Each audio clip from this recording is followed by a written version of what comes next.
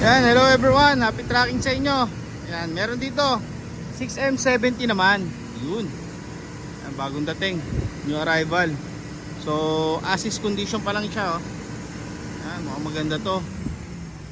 So, may laman pa nga siya. Yan, laman niya 4HK1. Ano pa ba to? 4D33. Ano, hindi pa converted guys, oh. Nasa kanan pa yung kanyang manubela.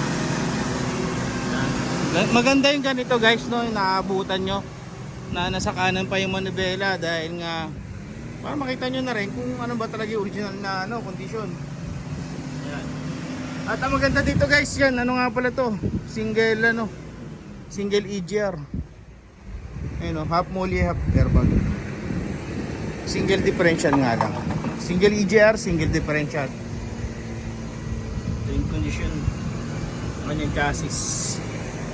Maganda yung mga single EGR kasi mas pabor sa kanila yung hindi ganun kalaking gastos kapag maglilinis kayo ng EGR. Ito yung 4HK1, no? Na laman, may laman, steel flooring pa guys, panalo ka dito. Ito yung 4HK1 na laman.